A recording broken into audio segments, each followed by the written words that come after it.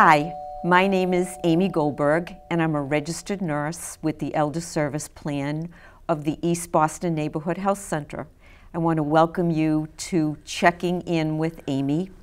This is going to be a series of segments that we have with healthcare professionals that our goal is to keep you in your home, living safely, healthy, and independently.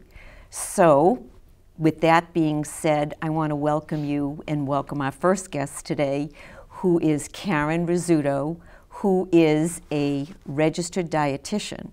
So welcome. Thank you.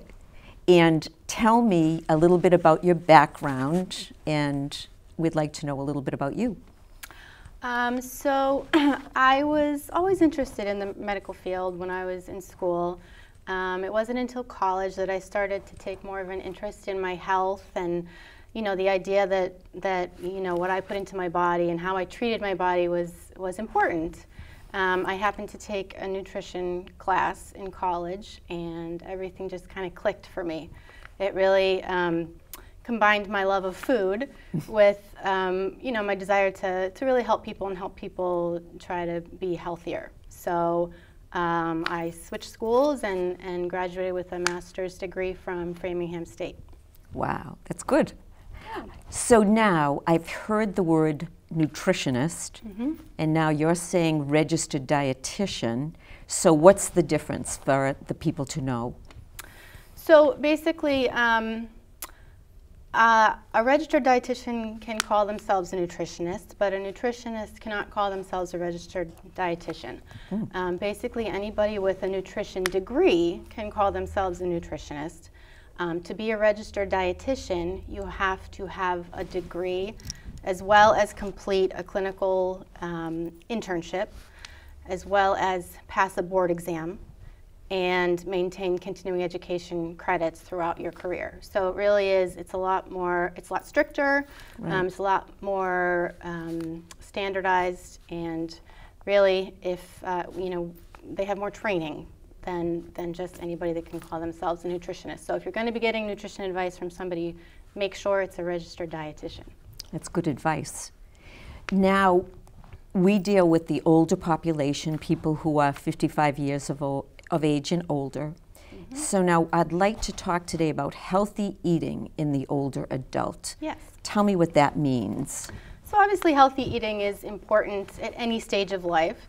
I feel like it gets more important the older we get because there are a lot of things that change as we get older. Our health changes,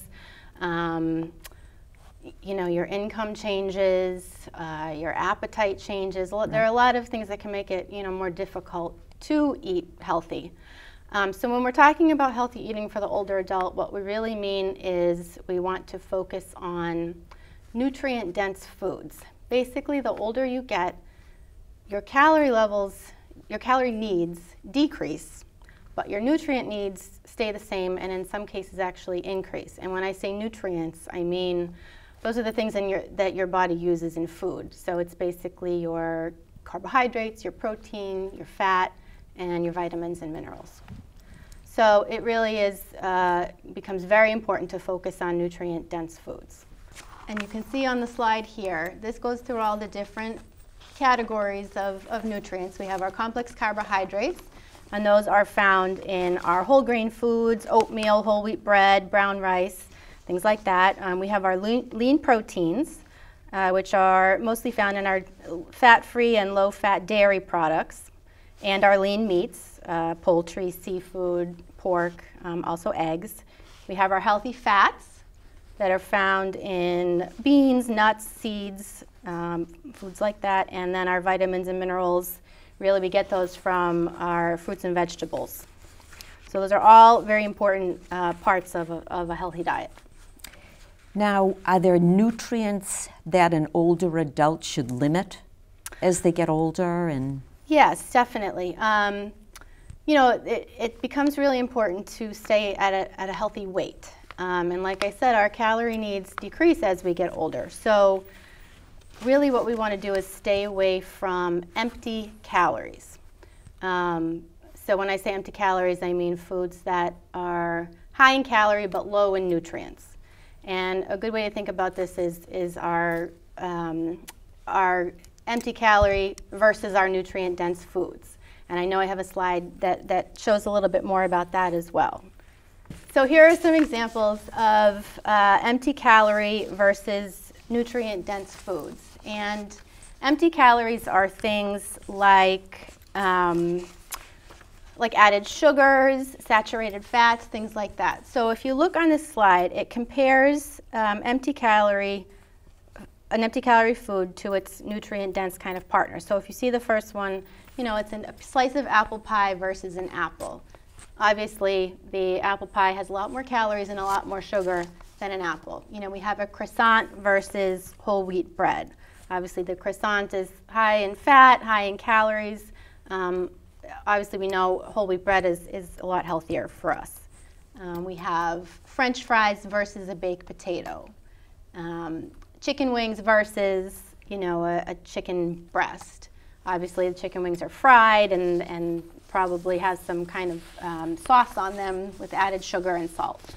We have an ice cream cone versus a Greek yogurt.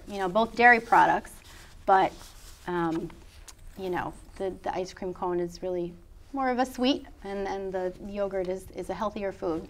And the very last one on there is a plate of bacon versus a pork chop. Both pork products, but obviously we would recommend the pork chop over the bacon.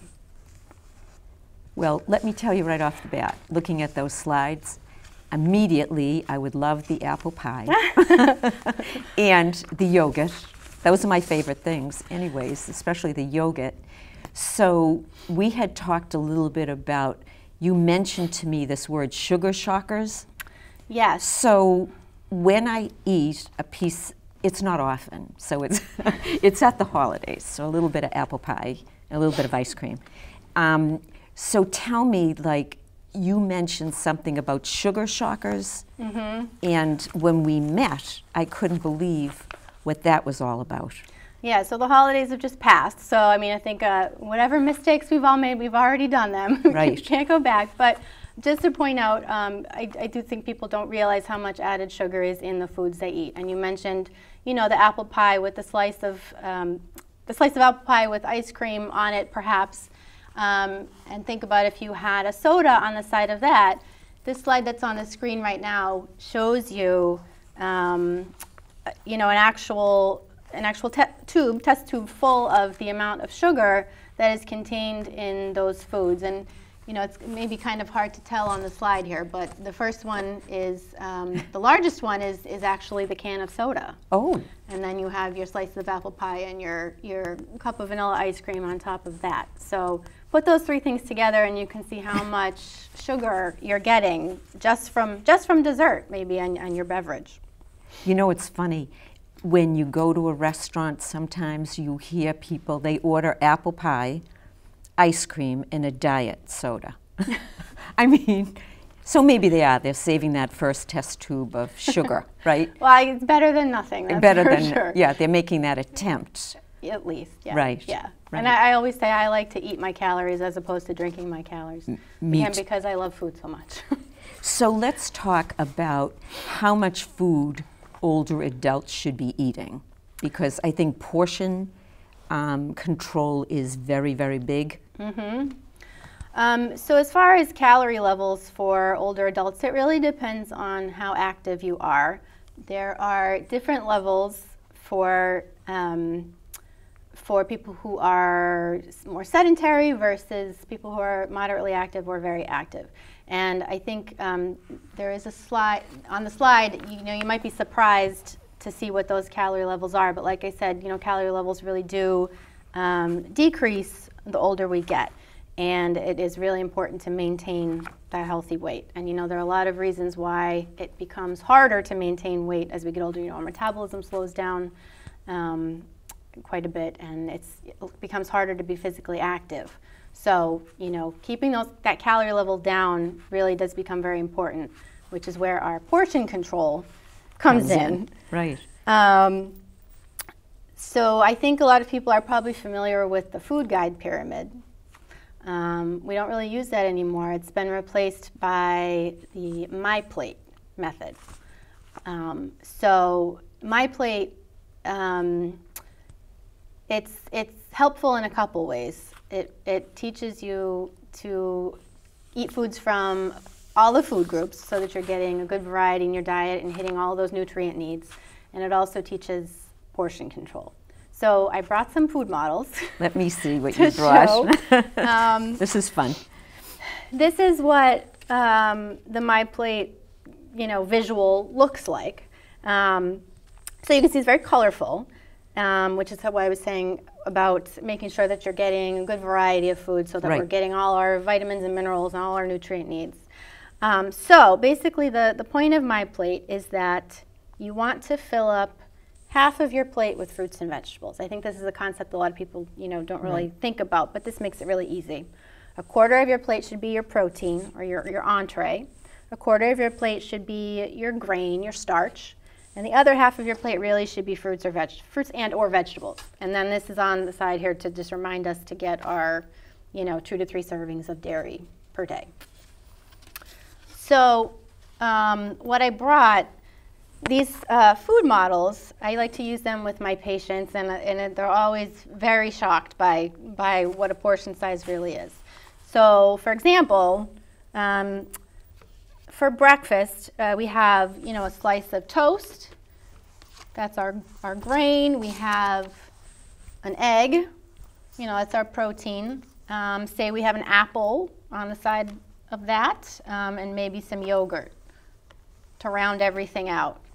So, here we have a nice-looking breakfast. Meal, nice-looking breakfast. Small portions of everything, but filling. Yeah. The same concept could be applied for like a lunch or a dinner time meal. So here we have a pork chop. Notice the size of the pork chop. I think this is a lot smaller than what people are probably used to eating. Here we have a serving of mashed potatoes, maybe some broccoli on the side, maybe some grapes for dessert, and say a glass of milk. And again, here's a complete balanced meal, where the portion sizes are pretty small, but I think it looks like a good size meal that would be so filling. Give me that pork chop. I was laughing when you showed me this the first time. So how many people eat that? That's not much. Yeah, and and after you trim away the fat, yeah, I'm hungry already.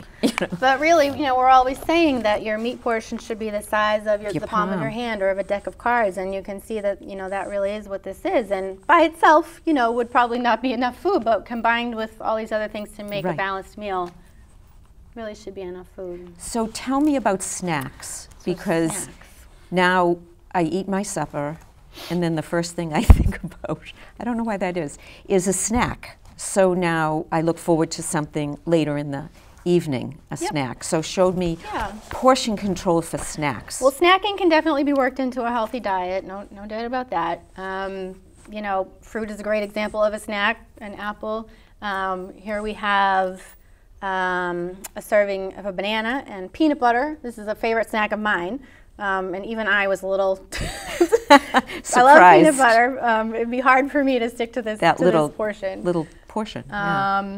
Here's a serving of almonds.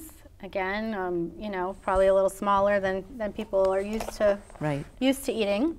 And this I know is your favorite. My favorite. This is a serving of popcorn. Popcorn. This is a cup of popcorn. A cup. So we go to the movies, my husband and I. Now that is at the very top of the bag of popcorn. Yes. Now we have a whole bag of popcorn. Right. So that is, I don't know how many servings that is. Clearly, it's not a serving. So that's good to keep in mind. Yes, yes. And it's not to say you couldn't eat more than that one serving of popcorn, but you just want to keep in mind you are eating more than one serving. Yes, I know. And the scale every once in a while shows that. Yes. The next thing I'd like to talk about is meal planning. And it's really important to plan what you're going to eat for the week. And then I know a lot of people have difficulty buying foods on a budget. So maybe you could help us out in that. Yeah, I made a slide that shows just a lot of good tips to keep in mind when you are meal planning and shopping on a budget. So planning ahead is definitely key. You want to have a list with you. That's important for anybody, so we don't make some of those, you know, bad choices while we're at the grocery store. Buying the store brands can really help instead of buying a name brand food. You want to try to always keep staple items in your kitchen. Try to buy those when they're on sale. Buying in season makes things a lot cheaper, so buying produce in season. Making extra, you know, making a larger portion of a meal and freezing extra portions so that you can really stretch that meal. Using circulars and coupons, you know, definitely always trying to buy on sale. You can buy things in bulk and share them with a friend to cut down on both of your costs. You want to avoid convenience foods. Those are always more expensive. Canned and frozen items can definitely work in a healthy diet, and they tend to be a lot cheaper. Right. Just keep in mind if you're using canned products to try to drain out some of that liquid to get rid of some of the sodium. And then there are, you know, resources available like food stamps called the SNAP program now. So definitely look for, you know, community resources to help you if you are struggling with finances. That was wonderful. Thank you. We're just about done. So I would like you to just give me 3 takeaway messages for the people today. Well, I think the first thing would be the very first point I made was that, you know, as we get older, our calorie needs really do decrease, but our nutrient needs either stay the same or increase. So we really need to focus on nutrient-dense foods and, you know, avoiding the empty calorie foods. That becomes so much more important the older we get. And the last thing I think really would be the MyPlate method that we showed. You know, right. Make sure you're familiar with that. It's a really good and easy way to make sure that you are following a healthy diet and meeting all of your nutrient needs. Karen, thank you so much for coming today and being my guest. Thank you. I loved having you. This was fun. Yeah. And what I would like to do is to close with what I call like an up and out message, which is basically to thank you for allowing me into your home. And we want to make sure that you live in your home safely, independently, in a healthy manner. And we want to leave you with a nice video clip that's called Check It Out. And I hope you enjoy this. And until we meet again, please stay well. Bye now.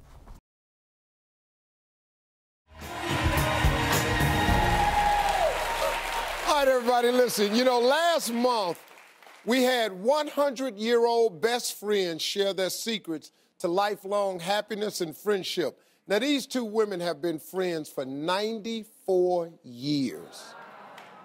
Can you imagine what you'd think of the world today if you grew up back in the 30s? Well, we asked them to give us their opinions and their takes on today's pop culture.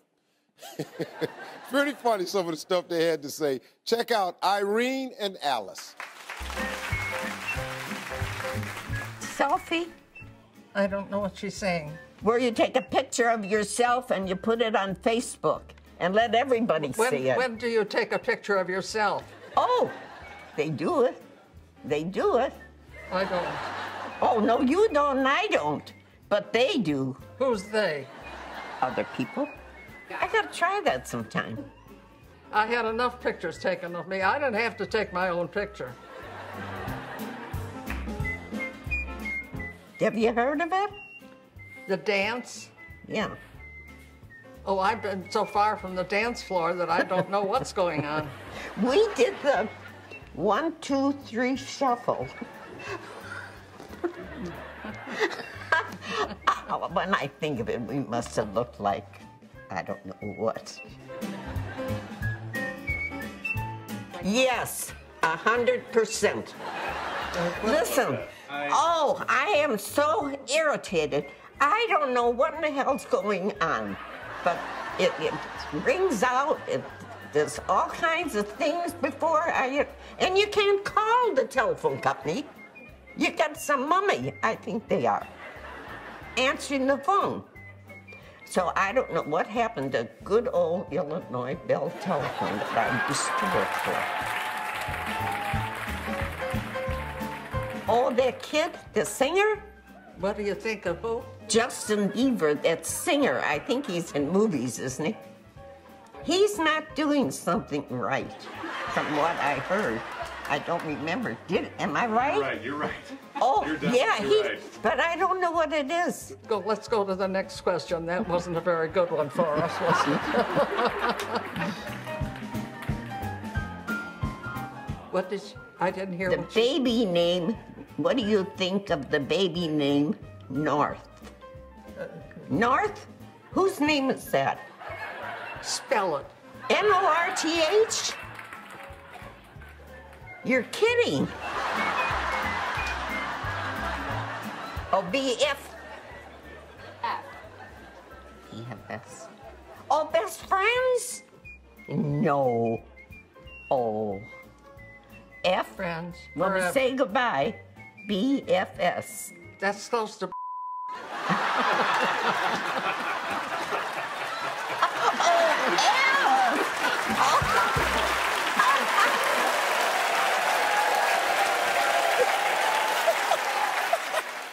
For further information about today's show, please feel free to call us at 617-568-6377.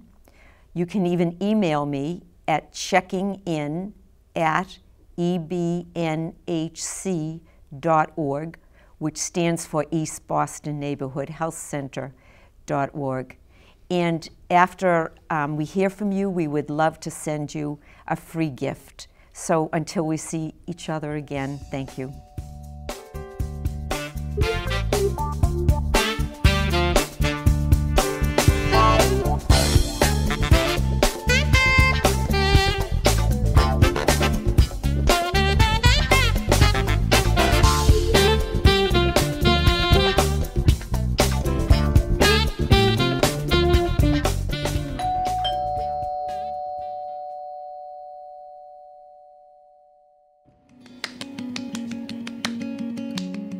My parents were always very independent. They always seemed to take care of each other. My dad met my mom when she was 13 and he was 15, so they got a lot of practice.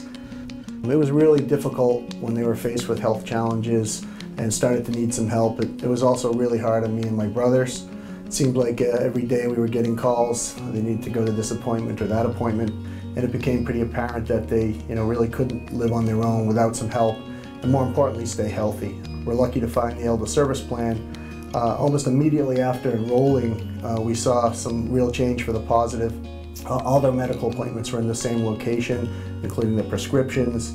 If they did need to go to see a specialist, then transportation would take them, and that was a big relief for us.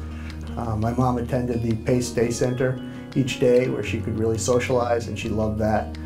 When they needed services in the home, that was a big help too. And my dad, he'd still call me every day, but not because he had to, because he wanted to. He'd say, "Stevie, you won't believe it, they fixed my teeth. They got me some new shoes today." Just brought some amazing stability to the family. I'll see you a little later today, okay? Okay. My name's Lucas Akerley. I'm the activities coordinator for the Elder Service Plan in Winthrop. Today we're doing active parachute games. We have a ball toss with some music. It's fun. Keeping active at ESP is part of our plan to keep you happy, healthy, and independent.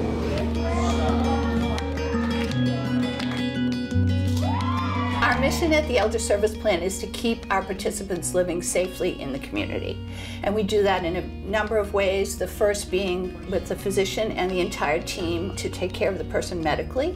We also try to think creatively and provide other things that they may need, be it shopping service, laundry service. We may provide respite for the caregiver, or even aid visits in our supported housing. We try to be as flexible as possible here in the Elder Service Plan to reach the goal of keeping our participants living safely in the community. My name is Patty Ferranti, and I'm with the Elder Service Care Program, and I absolutely love it. Just talking about it right now makes me want to cry. Before I was in the ESP, I was always calling my family and having them, pick me up to take me to doctor's appointments and stuff like that. And now now that I'm in ESP, I have the door-to-door service, coordinated care. My doctor always knows I'm coming. They always arrange my appointments. Everything is just so perfect. The program is fantastic, it really is. Any pain when you do that? As a physical therapist in the Elder Service Plan, a big part of my job is to help people keep up with their strength and balance. A lot of times I see people after they get injured or some type of surgery, but another part of my job is to make sure people stay active with a regular exercise program so they don't lose the strength and balance they gain back. What we do is we talk to the person to find out what they want. Do they want to increase their endurance, their strength? Do they want to be able to do things easier throughout the course of their day? We will work with them and develop a plan, and we move forward with it. We try really hard to keep up with the mission of the program, which is to keep people in the community of their choosing for as long as possible and as safe as possible. Even sometimes just a cane or a walker can make all the difference in making sure people stay safe. Very central to our plan and what we do here is the patient, the person. And the way we deliver that care is by having a care plan which centers around the person's goals, their choices. As the medical director for the Elder Service Plan for the last 25 years, I've had the pleasure of watching our program grow enormously. While we started out largely in East Boston, we now serve participants in Chelsea, Revere, Everett, East Boston, and Winthrop. I think one of the real great reasons for our success is our ability to comprehensively coordinate our participants' needs. It's not just seeing the doctor or the nurse. Pharmacists, activities directors, nurses, nurse practitioners, van drivers, dietitians, all of us work together under one roof to keep our members healthy, active, and independent.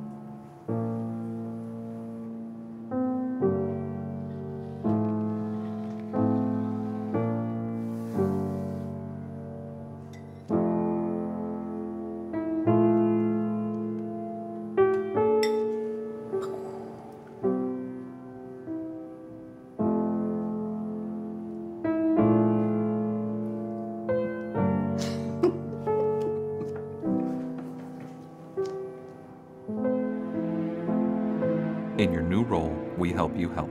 Visit aarp.org/caregiving for information on how to provide even better care for the person who once took care of you.